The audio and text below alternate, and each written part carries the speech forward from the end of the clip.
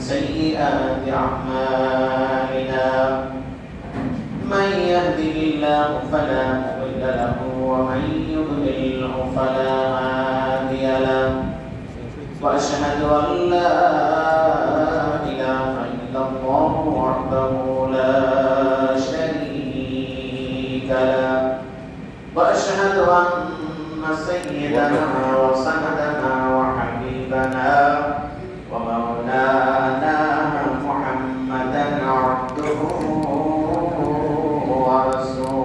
ورسوله الذي أرسله بالحق بشيرا ونذيرا وداعيا إلى الله بإذنه وسراجا وقمرا منيرا فقد قال الله تعالى في كلامه المجيد والفرقان الحميد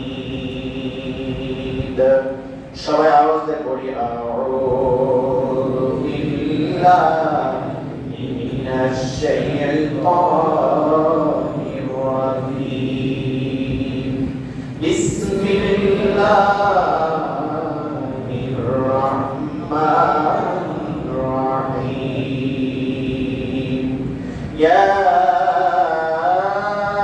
আইয়ুহান নাস ربكم إن زلزلة الساعة شيء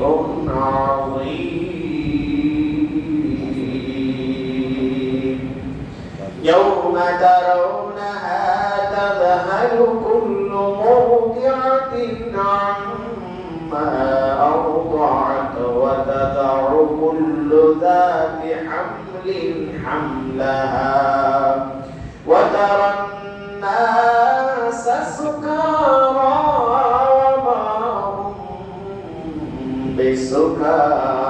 بسكارى إلى آخر الآية صدق الله المولانا العظيم وقال رسول الله صلى الله عليه وسلم ليس الشديد بسرعة إنما الشديد الذي يملك نفسه عند الغضب أو كما قال عليه الصلاة والسلام وقال تعالى في شأن حبيبه إن الله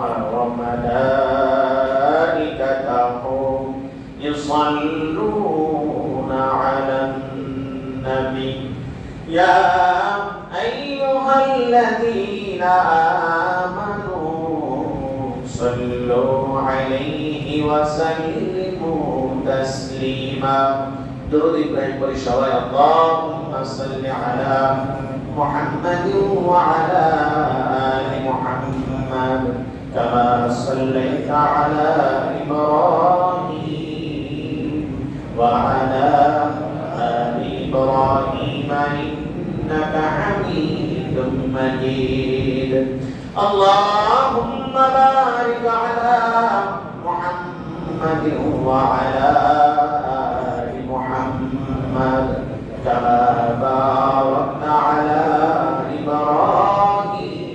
إبراهيم وعلى آل إبراهيم إنك حميد مجيد بلغ العلا من كماله كشف الدجى بجماله حسنت جميع خصاله صلوا عليه وآله সবাই করেন بلغ العلا من كماله كشف الدجى بجماله حسنت جميع خصاله صلوا عليه وآله ومسلم معزز حاضرين সম্মানিত শ্রদ্ধেয় মুরব্বিয়ান ইকরাম, জাতির শ্রেষ্ঠ সন্তান, আসমান নিচে জমিনের উপরে হযরত উলামা ইকরাম, সর্বশ্রেণী সর্বসাধারণ মুসলমান ভাই ও বন্ধুগণ, আল্লাহ রাব্বুল ইজ্জত ওয়াল জালাল আমাদের সকলকে সুস্থতার সাথে ঈমান নিয়ে মসজিদে এসে কথাবার্তাগুলো বলা এবং শ্রবণ করার একটি সুবর্ণ সুযোগ মহান রব্বুল আলামিন আমাদেরকে দান করলেন। সেই মহান সত্তার দরবারে আমরা নবশী শুকরিয়া জ্ঞাপন করছি। সকলে জোরে সুরে মহাব্বত আওয়াজ দিয়ে বলি আলহামদুলিল্লাহ। আরো শ্রদ্ধা ভরে জ্ঞাপন করছি ওই সমস্ত শহীদদের জন্য যাদের তাজা রক্তের বিনিময়ে আমাদের এই দেশ স্বাধীন হয়েছে এবং জালেম শাহীর পতন হয়েছে। আহত হয়ে যারা হাসপাতালের বেডে শুয়ে আছে, আমরা তাদের সকলের সুস্থতা কামনা করছি। যারা দুনিয়া থেকে বিদায় হয়েছে তাদেরকে আল্লাহ তাআলা যেন জান্নাত নসিব করেন এই দোয়া করছি। আর আমাদের এই দেশে নতুন সূর্য যা উঠেছে সেটা যেন সবসময় আলোকময় হয়, কোরআন এবং হাদিসের আলোয় আলোকিত হয়, এমন সূর্য যেন আমাদের সকলের মাথার উপরে থাকে। সকলে বলি আমিন। দরুদ ও সালাম বর্ষিত হোক শেষ নবী আখির নবী দুনো জাহানের বাদশা সাইয়্যিদুল আম্বিয়া খাতামুন নবিয়্যিন জনাবে মুহাম্মদুর রাসূলুল্লাহ সাল্লাল্লাহু আলাইহি ওয়াসাল্লামের উপর নবীর আহলে আউলিয়া, আহলে বাইত, সাহাবা, শুহাদা, সালেহীন যত আম্বিয়া ইকরাম দুনিয়ার মাঝে আসছিলেন চলে গেছেন, আল্লাহ রাব্বুল আলামিন তাদের মাকামকে বুলন্দ করে দিক। সকলে বলি আমিন। আমিন। দুনিয়ার আনাচে কানাচে যারা পরিমাণ ঈমান নিয়ে যারা শুয়ে আছে তাদের জীবনের গুনাহগুলো maaf করে তাদের কবরটা জান্নাতের টুকরা বানায় দিক। সকলে বলি আমিন। আমিন। আমরা যারা উপস্থিত হয়েছি, যারা আসতেছে আসবে, আমাদের যাদের মা বাবা, দাদা দাদি, নানা নানি, আপনজন, আত্মীয় স্বজন যারা এই অন্ধকার কবরে শুয়ে আছে, আল্লাহ পাক তাদের জিন্দেগীর সমস্ত গুনাহগুলো maaf করে তাদের কবরটা জান্নাতের টুকরা বানায় দিক। সকলে বলি আমিন। প্রিয় ভাই, আপনাদের সামনে আমি একটি আয়াতে কারিমা তিলাওয়াত করেছি। ইনশাআল্লাহ আল্লাহ তাআলা যদি তৌফিক দান করেন এই আয়াতের প্রেক্ষিতে কিছু কথাবার্তা বলার প্রয়াস চালাবো ইনশাআল্লাহ। আল্লাহ তাআলা যেন পরিপূর্ণ যেগুলো আমার অজানার বাইরে রয়ে গেছে সেগুলো যেন আল্লাহ পাকের গায়বী মদদ দ্বারা জানার তৌফিক দান করেন। আমি নিজেও আমল করতে পারি, আপনারাও আমল করতে পারেন, এমন তৌফিক যেন আল্লাহ পাক আমাদের সকলকে দান করে। সকলে বলি আমিন। আমিন। দুনিয়াতে চলতে গেলে টাকা পয়সা, ধন দৌলত, গাড়ি বাড়ি, অর্থ, ক্ষমতা, এগুলোর থেকে সবচেয়ে বেশি যাকে চিনা লাগে, যাকে সবচেয়ে বেশি প্রয়োজন, যেটা না চিনলে মানুষ যে কোনো সময় যে কোনো বিপদে আটকা পড়ে প্রাণহানি হতে পারে, সেই বস্তুটাকে সব সময় আগে চিনা দরকার। তার নাম হলো দুশমন। তার নাম কি? দুশমন। তার নাম হলো দুশমন। দুশমন যদি না চিনি দুনিয়ায়, তাহলে বুঝতে হবে আমার ধন, গাড়ি বাড়ি, টাকা পয়সা, অর্থ সবকিছু পড়ে থাকবে, কিন্তু আমি থাকবো না। কারণ আমি আমার শত্রুকে চিনি নাই, আমার দুশমনকে আমি চিনি নাই। এজন্য দুশমনকে চিনা যে পথ চলতে পারবে, দুশমনকে চিনা তার জিন্দেগি পরিচালনা করতে পারবে, দুশমনকে চিনা যে তার ব্রেনটাকে ঠিক রাখতে পারবে, দুশমনকে চিনা তার জবানটাকে ঠিক রাখতে পারবে, এমন ব্যক্তি সঠিক রাস্তার উপরে চলতে পারে, তার কোনো দ্বিধাদ্বন্দ্ব থাকবে না। সুবহানাল্লাহ। সেই দুশমনকে চিনার আগ পর্যন্ত আল্লাহ রাব্বুল আলামিন এই দুনিয়া ধ্বংস করবেন না। আসমান ঠিক থাকবে, জমিন ঠিক থাকবে, সূর্য ঠিক থাকবে, তারারা যেগুলো ঠিক থাকবে, ততক্ষণ পর্যন্ত ধ্বংস করবেন না যেন আল্লাহ তাআলার বান্দাগুলো ঈমান না এনে, আল্লাহ তাআলার পথে না চলে এমনি এমনি দুনিয়া খেলায় খেলায় মায়া মহব্বতে কাটিয়ে দিবে। আল্লাহ পাক চান না। এজন্য আল্লাহ পাক প্রত্যেকের নিজস্ব কিছু ব্রেন, নিজস্ব কিছু মতামত আল্লাহ পাক দিয়ে দিয়েছেন। যাও, দুনিয়াতে পাঠাইলাম আমার ইবাদত করার জন্য তোমাকে এবং আমার জিন জাতিদেরকে, তোমাদেরকে আমার জিন জাতিদেরকে পাঠিয়ে দিলাম। তোমরা তোমাদের মন মানসিকতা ব্রেনগুলো ঠিক রেখে আমি আল্লাহ পাকের গোলামি করবা, আমি আল্লাহ পাকের পক্ষ থেকে অগণিত বরকত দিতে থাকবো। আর যদি আমার এই ইবাদতের মধ্যে কোনো কমতি হয়, কোনো এই ইবাদতের বাহিরে তোমাদের কোন ধরনের কারোর সাথে কোনো সম্পর্ক থাকে, সেটাও আল্লাহ রাব্বুল আলামিন কোরআন কারীমে বলেন আমি তোমাদেরকে সেটারও প্রতিশোধ এবং যাজা তোমাদেরকে আমি দান করব। এজন্য আল্লাহ রাব্বুল আলামিন বলেন, দুনিয়ার গোলাম, তোমাদেরকে দুনিয়াতে পাঠিয়েছি আমার একমাত্র একটাই উদ্দেশ্য। সে উদ্দেশ্য হলো তোমরা শুধু ওয়ামা খালাকাতুল জিন্না ওয়াল ইনসা ইল্লা লিয়াবুদুন। জিন এবং ইনসানকে আমি দুনিয়াতে এমনিতে পাঠাই নাই, আমি পাঠিয়েছি শুধু আমার ইবাদত করার জন্য। আমরা তো মনে করি আল্লাহ তাআলার ইবাদত মনে হয় শুধু মসজিদের ভিতরে এসে দুই চারটা সিজদা দিয়ে নামাজটা আদায় করার নামই ইবাদত। আর আমরা ইবাদত বাহিরে বুঝি না, শুধু এই নামাজটাই ইবাদত বুঝি, বাহিরের যে কার্যকলাপগুলো সেই ইবাদতটা আমরা জানিও না, বুঝিও না, বোঝার চেষ্টাও করি না। দিন রাত 24 ঘন্টা আল্লাহর ইবাদত, এটা আমার আপনার খেয়ালের ভিতরে আসে না, আমরা বুঝি না যে নামাজের পরে আবার কিসের ইবাদত। ও বান্দা, আল্লাহর গোলাম, আল্লাহ পাক বলেন, দুনিয়াতে তোমার জন্য আমি কিছু সময় রাখছি একান্তে আমার নামাজ আদায় করার জন্য, বাকিটা সময় তোমাকে দিয়েছি আমি আল্লাহ পাকের হুকুম মেনে দুনিয়াতে চলার জন্য। ঠিক কি না? আল্লাহ পাক বলেন, বাকি সময়টা আমি আল্লাহ পাকের হুকুম দিয়ে তোমার এই জীবন পরিচালনা করবে, তোমার পরিবার পরিচালনা করবে, তোমার সমাজ পরিচালনা করবে, তোমার রাষ্ট্র পরিচালনা করবে আমার হুকুম দিয়ে। আর আমার হুকুমের বাইরে যদি তোমরা সমাজ পরিচালনা করো, তোমার পরিবার পরিচালনা করো, তোমার রাষ্ট্র পরিচালনা করো, তাহলে যে কোনো সময় যে কোনো বিপদ তোমার মধ্যে আসবে, তখন তুমি নিশ্চিন্ত হয়ে যাবে তোমাকে ঠেকানোর কোনো কায়দা কেউ থাকবে না।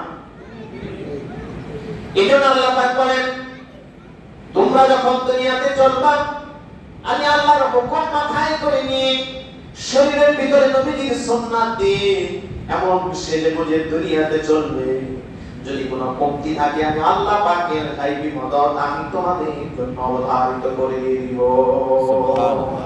যেটা অপরিপূর্ণ থাকবে সেটা আল্লাহ পাকের পক্ষ থেকে পরিপূর্ণ করবেন। এখন আমি আর আপনি বলি, আমার তো এত শক্তি নাই, সামর্থ্য নাই, টাকা নাই, পয়সা নাই, জ্ঞান নাই, গর্ব নাই, কি করে আমি আল্লাহ তাআলার পক্ষে আল্লাহ তাআলার পথে আমি চলতে পারবো? আল্লাহ পাক বলেন, বান্দারে, তোমার যতটুকু মন মানসিকতা আছে, নবীজি বলেন, আস-সা'য়ু মিন্নি ওয়াল ইকমালু মিনাল্লাহ, তুমি শুধু চেষ্টা করে সামনের দিকে অগ্রসর হও, আমি আল্লাহ পাকের পক্ষ থেকে পরিপূর্ণ করার দায়িত্ব আমার। সুবহানাল্লাহ। আমার একটা শুধু চেষ্টা করা, এরপরে পরিপূর্ণ করার দায়িত্ব আল্লাহ পাকের।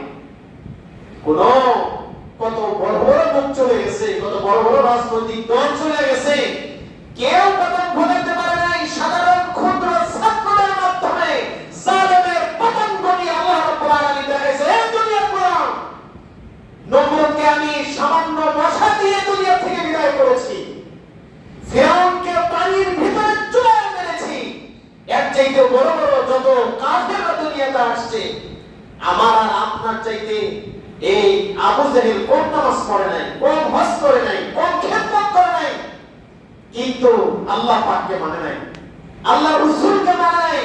না মানার ফলে দুনিয়াবি সব পাইছে, কিন্তু আল্লাহ পাকের জান্নাত পাবে না। সুবহানাল্লাহ বলেন। আল্লাহ পাকের জান্নাত পাবে না। আল্লাহ পাক বলেন, জান্নাত আমি তার জন্য রেখে দিয়েছি যারা আমি আল্লাহ পাকের গোলামি করতে গিয়ে দুনিয়ার কোন রক্ত চক্ষু ব্যবহার না করে সামনের দিকে বুক টান টান করে মুখে ভ্রষ্ট কণ্ঠ নিয়ে আগিয়ে গিয়েছে, আল্লাহ আল্লাহ রাসূলের কথাগুলো বলে গিয়েছে, তারা কাউকে ভয় করে নাই। তারা যদি দুনিয়াতে মানুষের গুলি খেয়ে মারা যায়, আমি আল্লাহ পাকের কাছে আসার সাথে সাথে আমি তার জন্য জান্নাতকে ওপেন করে দেব। এজন্য আল্লাহ রাব্বুল আলামিন বলেন, দুনিয়াতে চলতে চাও তাহলে দুশমনকে আগে চিনে নাও। তোমার দুশমন কারা, কে কে তোমার দুশমন? দুশমনকে যদি চিনতে না পারো, আল্লাহ পাক বলেন তুমি যে কোনো সময় যে কোনো জায়গায় বিপদগ্রস্ত হতে পারো। ঠিক কি না? আল্লাহ পাক বলেন দুশমনের 4টি অক্ষর। দুশমনের কয়টি অক্ষর? দুশমনের 4টি অক্ষর, দাল, শিন, মিম, নুন, এই 4টি অক্ষর দিয়ে দুশমন।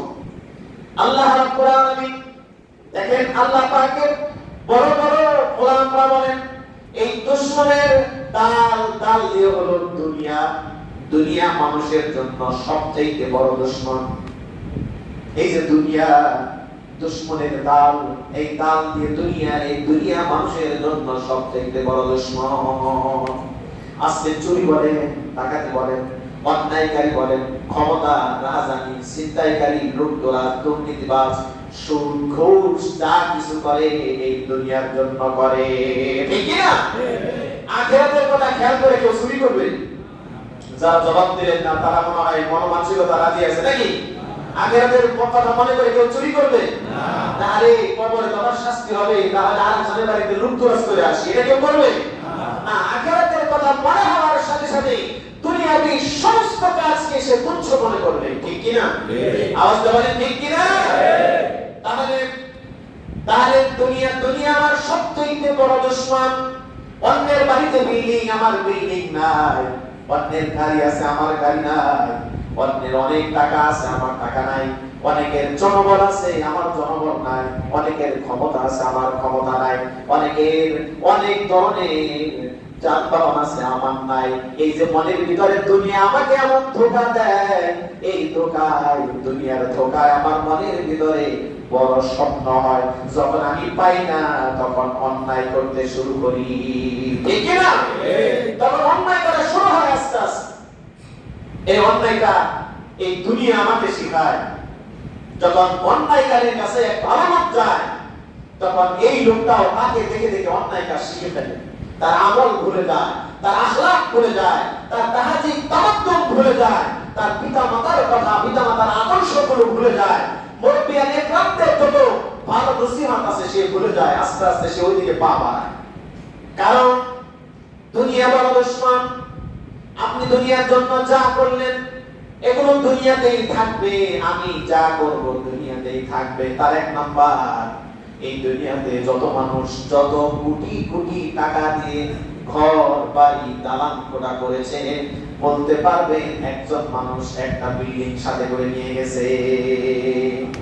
কে বলতে পারবেন? কেন পারবেন না? কারণ দুনিয়াতে আজ পর্যন্ত কেউ এটা পারে নাই। কারণ কি, যে ঘরের মালিক সে যদি মারা যায়, আমরা দ্রুত তাকে কবরস্থানে রেখে আসি, কবরে রেখে আসি, যে দ্রুত তাকে কবর দিয়ে দাও। কেন? কিছুক্ষণ থাকলে তার শরীর থেকে পচা দুর্গন্ধ বের হবে, মানুষেরা খাবার দাবার করতে পারবে না, অতএব তাকে জমিনের উপরে বেশিক্ষণ রাখা যাবে না। যেই ছিল এত কোটি কোটি টাকার মালিক, সে আজকে শুধু সাদা কাপড়ের কাপড় পরে সেই কবরের 3.5 হাত মাটির নিচে চির বিদায় দিয়ে শুয়ে আছে। আজকে শুয়ে সব কিছু পড়ে আছে, সব পড়ে থাকবে। এজন্য দুনিয়া আমাকে যতই ধোঁকা দেয়, আমি সেই ধোঁকার দিকে পড়ি। কারণ আমার আর আপনার মধ্যে সেই জ্ঞান নাই, যে জ্ঞান থাকলে পরে আমাকে দুনিয়ার ধোঁকা থেকে বাঁচাবে। সেই জ্ঞানটা হচ্ছে আল্লাহর কোরআনুল কারীম। সুবহানাল্লাহ। আল্লাহর কোরআনুল কারীম। যারা কোরআনকে বুকে বেঁধেছে আর জেহেন শক্তির ভিতরে কোরআন দিয়ে নিজেকে পরিচালনা করেছে, আল্লাহ রাব্বুল আলামিন বলেন আল্লাহ তাআলা সব ধরনের বিপদ থেকে এই কোরআনের মাধ্যমে ওই ব্যক্তিটা বাঁচতে পারবে। সুবহানাল্লাহ, সুবহানাল্লাহ। কোরআনের পাখিরা, কোরআনের আলেমরা, হাফেজরা, কোরআন হাদিসের আলেম হাফেজ যারা আছেন, আল্লাহ রাব্বুল আলামিন দুনিয়াতে তাদেরকে সম্মান দেন, ইজ্জত দেন। অনেকের টাকা পয়সা থাকলেও দেন, অনেকের না থাকলেও দেন।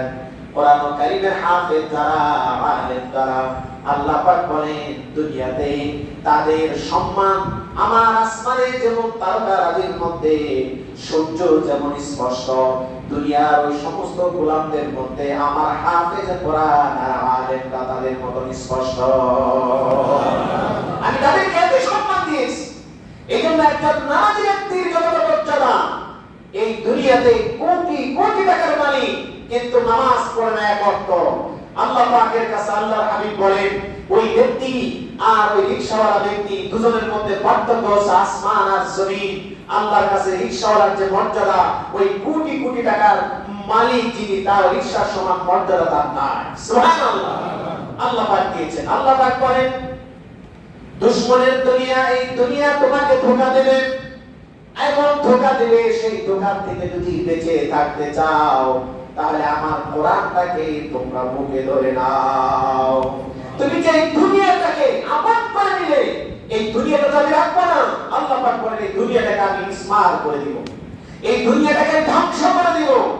এই দুনিয়ার উপরে তোমার যত বাহাদুরি, যত তাকাব্বুরি, অহংকারী, ক্ষমতার বল, যত বল, টাকা পয়সার মালিক হওয়ার কারণে তোমার অহংকার আর গর্ব, তাকাব্বুরি করে তুমি মানুষের উপরে যে অন্যায় জুলুম করেছ, এই সবগুলো একদিন পরিসমাপ্তি করবে। এইগুলো ওই সমস্ত লোকেরা বিশ্বাস করে না যাদের কাছে ক্ষমতা আছে, যাদের কাছে টাকা আছে, যাদের কাছে প্রশাসন আছে, যাদের আঙ্গুলের তুলিতে প্রশাসন যে কোনো সময় যাকে তাকে উঠিয়ে নিয়ে আসতে পারে, তারা কখনো এগুলো বিশ্বাস করে না, এত সহজে বিশ্বাস করে না। তারা মনে করে কবে বিপদ আসবে আর সেই বিপদে আমরা পড়বো, এগুলো বিশ্বাস করে না। আল্লাহ পাক দুনিয়াতে এই তামাশাগুলো মাঝে মধ্যে দুনিয়ার মানুষকে দেখায় দেয়। সুবহানাল্লাহ। দুনিয়ার মানুষকে কি করেন? দেখায় দেয়। হযরত মুসা আলাইহিস সালাম আল্লাহর কাছে গেলেন কিতাব আনলেন এবং আল্লাহর সাথে কথা বললেন। মুসা আলাইহিস সালামের উম্মতদের কাছে এসে বললেন, আমি আল্লাহ তাআলার সাথে কথা বলছি, আল্লাহ তাআলা আমাকে একটা কিতাব দিয়ে দিয়েছেন। তখন তার অনুসারীরা বলল, আল্লাহর কথা তো আমরা শুনি না, তুমি একা শুনছো, তাহলে লাভ হইছে কি? আমাদেরকে শোনাও। এরপর বলছে, তোমাকে কিতাব দিয়েছি, এটা কি আল্লাহর কিতাব না তুমি নিয়ে আসছো, আমরা বুঝবো কি করে? তখন হযরত মুসা আলাইহিস সালাম আল্লাহর কাছে তখন তাদের সামনে আল্লাহর জন্য মুবাহালা করলেন। মুবাহালা হলো যে আমি সত্য যদি থেকে থাকি তাহলে আল্লাহ রাব্বুল আলামিন আমার উপরে গজব দিবেন না, আর যদি আমি মিথ্যা হয়ে থাকি তাহলে আল্লাহ পাক আমার উপরে গজব নাযিল করবেন। আর যদি তোমরা মিথ্যা হয়ে থাকো তাহলে তোমাদের উপরে গজব নাযিল হবে, আর যদি তোমরা সত্যবাদী হয়ে থাকো তাহলে তোমাদের উপরে গজব নাযিল হবে না। হযরত মুসা আলাইহিস সালাম বললেন, এই কথা বলার কিছুক্ষণ পর আল্লাহ রাব্বুল আলামিন সাথে সাথে পাহাড়টাকে উপরে উঠালেন, উপরে তুললেন, তাদেরকে হত্যা করে ফেললেন। তখন তারা তওবা করলেন, আল্লাহ রাব্বুল আলামিনের কাছে বললেন, আল্লাহ আমরা ভুল করেছি, তওবা করে আবার ঈমান নিয়ে আসলাম। সেই সময়ে অনেকের তওবা ছিল, সেই সময়ে তওবা ছিল যার যার গলা সেই কেটে হত্যা করবে, নিজের গলা নিজে কেটে ফেলবে, হত্যা করা, নিজের গলা নিজে হত্যা করে ফেলবে, কাটবে, নিজে নিজে কতল হয়ে যাওয়া, তার তওবা ছিল। আল্লাহ রাব্বুল আলামিন শেষ নবীর উম্মতদের জন্য তওবাটা শুধু নিজে বুঝবে যে আমি গুনাহ করেছি, বিনয়ী হবে, বিনম্রতা হবে, আল্লাহর কাছে কাঁদবে। আল্লাহ রাসূল বলেন তোমার জীবনের সমস্ত গুনাহগুলো আল্লাহ মাফ করে দিবেন। সুবহানাল্লাহ। মুসা আলাইহিস সালাম এই কথা বলার পর তখন তারা বুঝে ফেললেন আল্লাহর দরবারে কবুল হয়ে গেছে। কিন্তু বর্তমানে অবস্থা, যাদের কাছে অধিক হারে ক্ষমতা, জনবল, টাকা পয়সা আছে, তারা সহজে বিশ্বাস করতে চায় না যে আল্লাহ পাকের একটা বান্দা যদি চোখের পানি ফেলে আল্লাহ তাআলার কাছে কাঁদে আর বলে, আল্লাহ এই লোকটি আমাকে এত বড় অন্যায় আমার উপরে চালালো, তুমি এর বিচারটা করিও। এই বলি যা যা দেখার আছে, কত করব দেখার আছে। আল্লাহ পাক বলেন, বান্দা ধৈর্য ধরো, ধৈর্য ধরো, বিচার এমন সময় হবে। আমাদের দেশে জননন্দিত মুফাসসির কোরআন আল্লামা দেলোয়ার হোসেন সাইদি রাহমাতুল্লাহি আলাইহি তিনি একটা কথা বলেছিলেন যে আল্লাহ রাব্বুল আলামিন তোমাদেরকে সুযোগ দিচ্ছেন তওবা করার জন্য, বুঝার জন্য। তোমরা যদি সময় মতো তওবা আর না বুঝো তাহলে এমন সময় আসবে যে একদলের ব্যর্থভাবে বাড়ানোর জন্য, ঠিক কি না? আল্লাহ পাক সেই সময়টা দেখায় দিয়েছে। এজন্য মাঝে মধ্যে যেগুলো হয় আমাদের ঈমানকে মজবুত করার জন্য, আমাদের ঈমানকে মজবুত করার জন্য আল্লাহ পাক এরকম দৃষ্টান্ত কিছু দিয়ে দেন। সুবহানাল্লাহ। বেশ কিছুদিন আগে 3.5 বছর তারও কিছু কম সময় হবে একজন আলেম যাকে মিথ্যা তহমত দিয়ে জেলখানার ভিতরে আবদ্ধ করা হয়েছিল। আল্লাহ কোরআন হাতে নিয়ে বলেছিলেন, আমি যদি মিথ্যাবাদী হয়ে থাকি আল্লাহ পাক যেন আমার উপরে গজব নাযিল করে। উনি বলেছিলেন যে আমি মিথ্যাবাদী হয়ে থাকি আল্লাহ পাক যেন আমার উপরে গজব নাযিল করে। আর যদি আপনারা মিথ্যাবাদী হয়ে থাকেন তাহলে এই জমিনে আল্লাহ পাক আপনাদের উপরে গজব নাযিল করবে। সেই গজব নাযিল হয়ে গেছে। নাউজুবিল্লাহ, নাউজুবিল্লাহ। এইজন্য সাথে সাথে অ্যাকশন হবে এরকম না, আল্লাহ পাক সবাই দেবে। সেই সময় অনুযায়ী মাপ চেয়ে নাও, ক্ষমা চেয়ে নাও, নিজের শুধরায় নাও। আমাদের দেশের আরেকজন আলেম, যে আলেমের ঠোঁট কাটছিলেন পানি দিয়ে, ওই আলেম বলছিলেন আমার রক্ত এখনো শুকায় নাই, আমি আল্লাহর কাছে বিচার দিলাম আমার এই মেয়র পদ লাগবে না, আমি মেয়র পদের মেয়র হইতে চাই না, কিন্তু এই রক্তের বদলা শুধু এতটুকু হবে, আমার দু চোখে যেন এই এই ক্ষমতাবানদের ধ্বংস লীলা আমার দু চোখে দেখতে পাই। আল্লাহ পাক তার এই বদলার সাথে সাথে কাজে লাগাইছেন। সুবহানাল্লাহ বলেন। এজন্য আমার ভাইরা, আমার যাকে সহ্য হয় না আমি তার কাছে যাব না, বেয়াদবি করব না, আমল ও আখলাক নিয়ে টানাটানি করব না, ঈমান ও তাহদীদ নিয়ে আমি টানাটানি করব না, আমি কারো ঈমানের উপর জোর চালাবো না, অন্যায় করব না, আমি পারতপক্ষে একা একা থাকবো, তাও তার উপর জুলুম করব না। আল্লাহ রাব্বুল আলামিন তাকে কোনো ইন্তেকাম দিবেন না, কিন্তু বেদবি করার সাথে সাথে আল্লাহ রাব্বুল আলামিনের জাহান্নামের লিস্টের মধ্যে তার নাম উঠে যায়। নাউযুবিল্লাহ বলেন। এজন্য আল্লাহ পাক বলেন, দুনিয়াটা ততক্ষণ পর্যন্ত ঠিক আছে যতক্ষণ পর্যন্ত আমার গোলামেরা আমি আল্লাহ পাককে ডাকে, ততক্ষণ পর্যন্ত আমি দুনিয়াটাকে ঠিক রাখবো। আর যদি তোমরা এই গোলামদের উপরে নির্বিচারে তোমরা জুলুম করো, অন্যায় করো, তাহলে তোমার কারণে আরো হাজার হাজার শিশু, বৃদ্ধা, বৃদ্ধ এগুলো দুনিয়া থেকে বিদায় হয়ে যেতে পারে। একটা ধ্বংস যখন শুরু হয় তখন হাজার হাজার মানুষ দুনিয়া থেকে চলে যেতে পারে। এক জায়গায় যখন কোনো ধ্বংস আসবে সে জায়গায় শুধু অন্যায়কারীরা পড়বে এরকম না, আল্লাহ পাক সে জায়গায় দুনিয়ার ভালো মানুষকেও সে জায়গা থেকে বিদায় করে নিয়ে যেতে পারে। এই জন্য দুনিয়া দুশ্মন, এই দুশ্মন দুনিয়াকে নিজের করে চিনলে হবে না, এই দুনিয়াটাকে আল্লাহ যেভাবে চিনানোর জন্য বলেছেন আমি সেইভাবে যদি চিনি তাহলে নিজে সোজা পথে চলতে পারবো। নিজে তো পারবো, জাতিকেও সেই পথে পরিচালনা করতে পারবো। আর যদি দুনিয়ার আমার দুশ্মনকে আমি না চিনি, যে কোনো সময় যে কোনো জায়গায় আমি হতাহতের বা যে কোনো বিপদে পড়ে যেতে পারি। এই জন্য আল্লাহ তাআলার কাছে বেশি বেশি চাওয়া। আল্লাহ পাক বলেন, এই দুনিয়া তোমরা যত ভালোবাসো, এই ভালোবাসার দুনিয়ার উপরে তোমাদের থাকবে না। আল্লাহ পাক কোরআন কারীমে বলেন, ইযা সুলজিলাতিল আরদু জিলজালাহা ওয়া আখরাজাতিল আরদু আসফালাহা। আল্লাহ রাব্বুল আলামিন বলেন, ইযা যখন জুলজিলাতিল আরদু, এই জমিনকে প্রকম্পিত করা হবে, জিলজালাহা প্রকম্পন করার মতন সেই রকম প্রকম্পিত করা হবে, তখন এই জাতিতে জমিন উলটপালট হয়ে যাবে। আর জমিনের ভিতরে মানুষ যা কিছু গোপন করেছিল সব গোপন আল্লাহর সামনে বের করে দিবে। আমরা তো গোপন কিছু হলে জমিনের ভিতরে লুকায় রাখি। আমরা যে অন্যায়গুলো করি জমিনের উপরেই তো করি, না হয় বিল্ডিং, না হয় ছাদে, না হয় আরো উপরে। আল্লাহ পাক বলেন, এই সবগুলো আমার জমি কিয়ামতের দিন আমার কাছে সব খবর দিয়ে দিবে। সুবহানাল্লাহ বলেন। কিছুই লুকায়িত থাকবে না। আমি আর আপনি মনে করি এগুলো লুকানো আছে, না, কিছুই লুকানো থাকবে না, সব খবর বের হয়ে আসবে, আল্লাহ পাকের সামনে সব বলে দিবেন। এরপর আল্লাহ রাব্বুল আলামিন বলেন, ইয়া আইয়ুহান নাসু তাকু রাব্বাকুম ইন্না জালজালাতাস সাআতি শাইউন আযীম।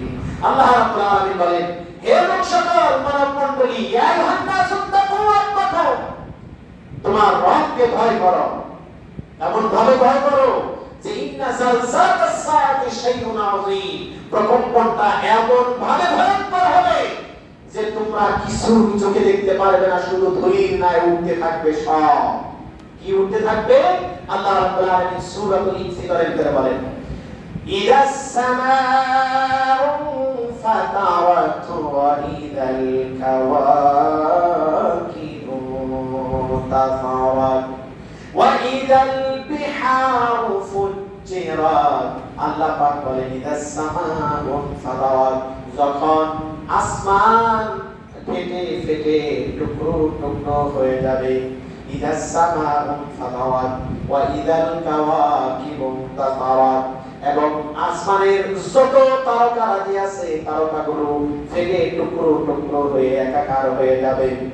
আল্লাহ পাক আরো বলেন, ওয়া ইদাল বিহারু ফুজ্জিরাত, আর জমিনের যত নদী নালা সাগর পাহাড় আছে সমস্ত সাগরগুলোকে ফেটে একাকার করা হবে। তাহলে আমি আর আপনি দুনিয়াতে যে বাহাদুরি করি, আমার জমি বেশি, আমার জমিতে বিল্ডিং বেশি, দালান বেশি, আমার মাথা পরি খাইতে হবে, আমার মাথা পরি মানতে হবে, কারণ হলো জমির বেশি মালিক হলাম আমি। না ভাই না, আমি যদি আল্লাহ পাকের উপরে বলি ও আল্লাহ আমাকে যা দিছো এটা নিয়ামত, তোমার শুকরিয়া আদায় করি, দুনিয়াতে গর্ব করার জন্য নয়, তুমি আমাকে যা দিয়েছো এটা শুকরিয়া আলহামদুলিল্লাহ। আল্লাহ পাক বলেন এই জমিটাও আমি রাখবো না, যে আসমান তোমার মাথার উপরে সেই আসমানটাও আমি রাখবো না, যে সাগরগুলো তোমরা দেখো এই সাগরও আমি রাখবো না, ফেটে চূর্ণ বিচূর্ণ হয়ে যাবে। আল্লাহ রাব্বুল আলামিন বলেন এই মাটির নিচে যে সমস্ত লোকগুলি শোয়া থাকবে, শোয়ার থেকে দৌড়ে উঠে যাবে, আর উঠে আল্লাহর দরবারে দাঁড়ায় দাঁড়ায় বলতে থাকবে ক্বালু ইয়া ওয়াইলানা মান বা'আসানা মিন মারকাদিনা হাদা মা ওয়া'দার রাহমানু ওয়া সাদাকাল মুরসালুন।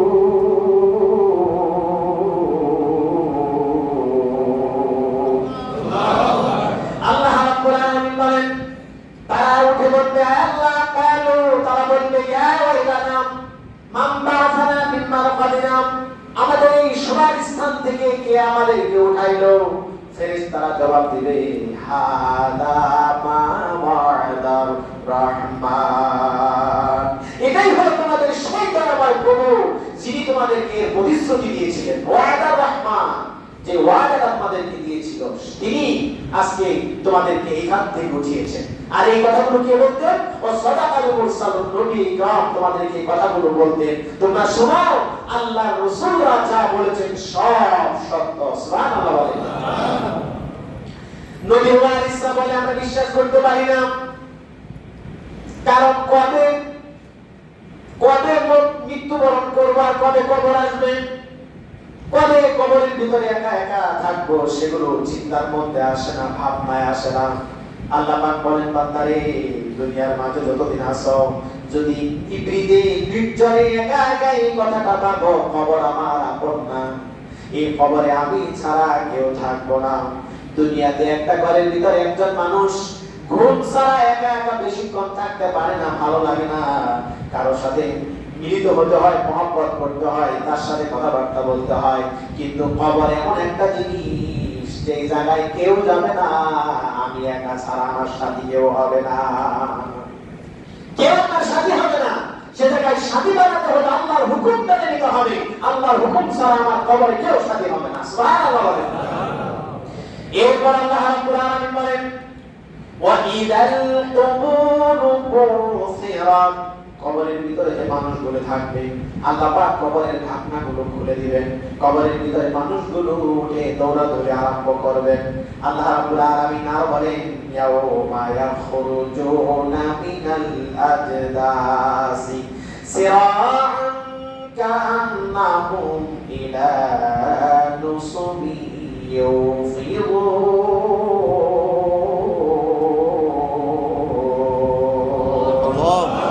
আল্লাহ রাব্বুল আলামিন বলেন সেই দিন কবরের ভিতর থেকে তারা উঠে এমন ভাবে দৌড়ায়, দুনিয়াতে তারা প্রতিমার কাছে দৌড়াতো, ঠিক সেইভাবে উঠে তারা দৌড়াদৌড়ি আরম্ভ করবে।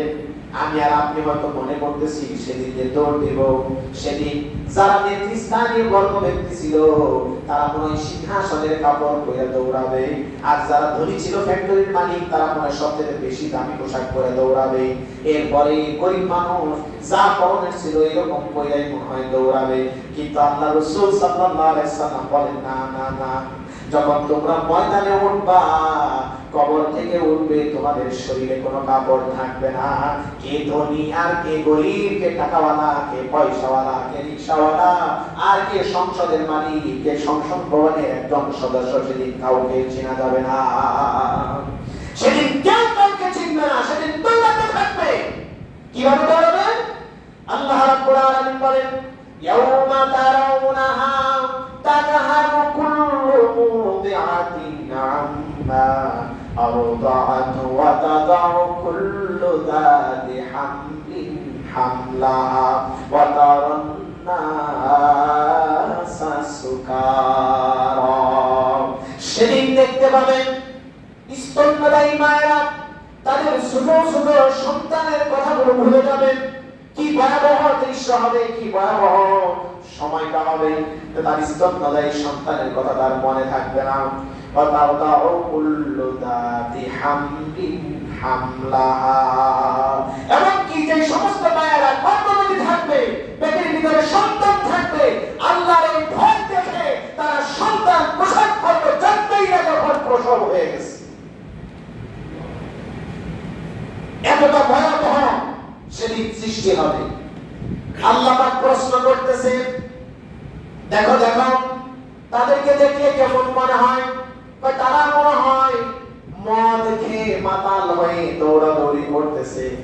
আল্লাহ পাক বলবেন না, ওয়া মা হুম বিসুকারা, তারা কোন ধরনের মদপান করে নাই, তারা মাতাল নয়, তারা মাতাল নয়, তারা মদপান করে নাই, তারা সুস্থ। কিন্তু আজকের এই ভয়াবহ দৃশ্য দেখে তারা মাতাল হয়ে গেছে। কোথায় যাবে, কার কাছে যাবে, কে আমাদেরকে রক্ষা করবে? আমরা অনেকেই আছি, অনেকেই তো আমরা পীর মরিদ হই বা পীর হই, এই নিয়ত করে কিয়ামতের দিন একটু বিপদ আপদে পড়লে পীরের কথা স্মরণ করার সাথে সাথে হাতটা ধরে জান্নাতের দিকে পৌঁছায়। এরকম মনে করে অনেকে ধরি না, অনেকের এরকম নিয়ত থাকে, যা সেই দিন বিপদের সময় আমাকে যদি এরকম উদ্ধার করতো। বেশ কিছুদিন আগে আমাদের দেশের একজন উস্তাদ, একজন আলেম, ভালো একজন আলেম, উনি একটা ঘটনা বললেন। একজন রিকশাওয়ালা তাকে জোর করে পীরের দরবারে লয়ে গেছে। বর্তমানে অভাব আছে দুনিয়াতে, বলেন না অভাব আছে? আপনারা কি ভয় পাইতেছেন নাকি? ভয় পাচ্ছেন আপনারা? জোরে আওয়াজ দিয়ে বলবেন, কিসের ভয়? মরণ আপনারও হবে, আমারও হবে, মৃত্যুবরণ করাই লাগবে, এর থেকে কেউ রেহাই পাবেন না।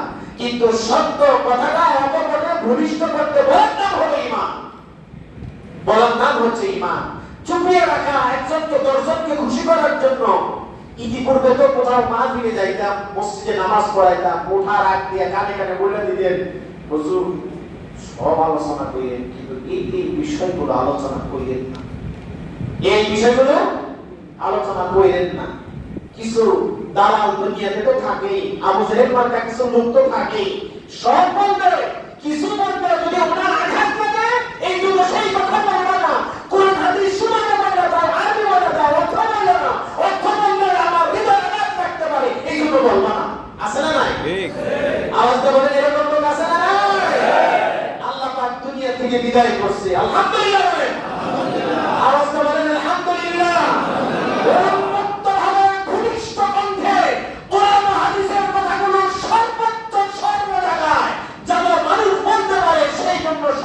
সহযোগিতা করা দরকার আছে না? জোরে বলেন। এখন তো সবাই সহযোগিতা করবেন। আমি এখানে আজকে শেষ হয়ে যেতে পারি, কিন্তু যারা আসবে তারা যেন কোরআনের হক কথাগুলো মানুষের সামনে অকপটে বলতে পারে, এবং সাহস সহযোগিতা আপনারা সবাই তার সাথে করবেন, বলে ইনশাআল্লাহ।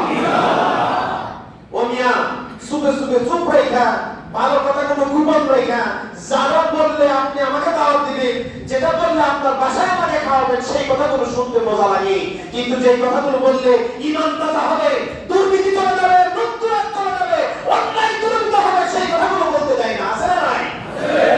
তাহলে সেই কথাগুলো বলতেই হবে যেগুলো বললে মানুষের ঈমান তাজা হবে। কি তাজা হবে? ঈমান।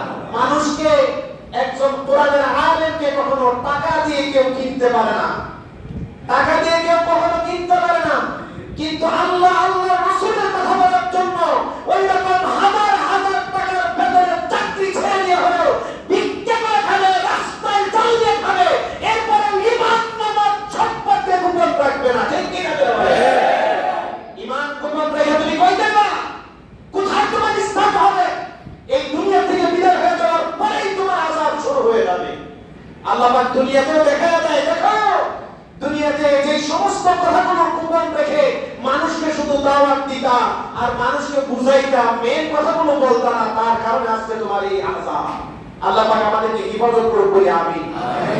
তো ওই লোকটা নিয়ে গেছে রিকশাওয়ালারে, এখন তো পীরের সাথে হাত মুসাফা করলে সবাই বড় বড় মোটা মোটা অঙ্কের টাকা দেয়, মোটা মোটা অঙ্কের টাকা দেয়। এই সবার কাছে মোটা টাকা আছে, সে দিবেই না, স্ত্রী কেউ না দিয়ে কয়েকবার বলতেছে দেও না, জান তাই দাও।